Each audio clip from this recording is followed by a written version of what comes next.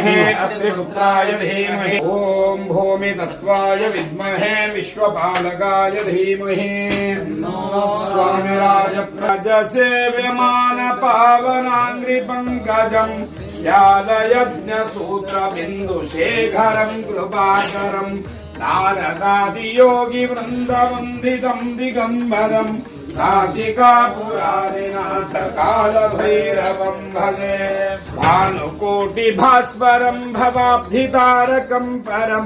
नीलकण्ठमीशिदार्थदायकं त्रिलोचनं कालकालमम्बुजाक्षमक्षशूलमक्षरम् काशिकापुरारिनाथ कालभैरवं भजे शूलटङ्कपाशगण्डपाणिमादिकारणं श्यामकायमादिदेवमक्षरं निरामयम् हेमविक्रमं प्रभु विचित्रताण्डवप्रियं काशिकापुरादिनाथ कालभैरवं भजे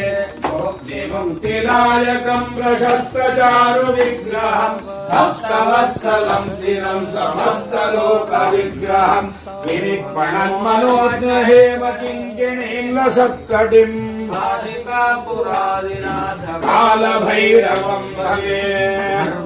तुपालकं त्वधर्ममार्गनाशकं कर्मपाशमोचकं सुशर्मदायकं विभो स्वर्णवर्णकेशपाशशोभिताङ्गमण्डलं काशिकापुरादिनाथ कालभैरवं भजे रत्नपादुका प्रभाविरामपादयुग्मकं नित्यमद्वितीयमिष्टदैवतं निरञ्जनं मृत्युदर्पनाशनं करालदौष्टमोक्षणं काशिकापुरादिनाथ कालभैरवं भजे भिन्नपद्मजाण्डकोशसन्ततिं दृष्टिपातनष्टपापजालमुग्रशासनम् अष्टसिद्धिदायकं कपालमालिकाधरं काशिकापुरादिनाथ कालभैरवं भजे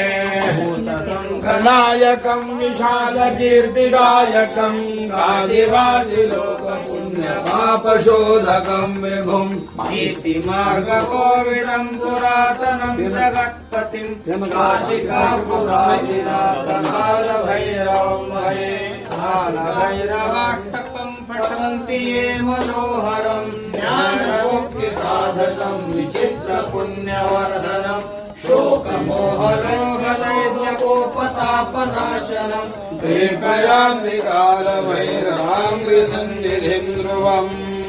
श्रीकालभैरवाष्टकम्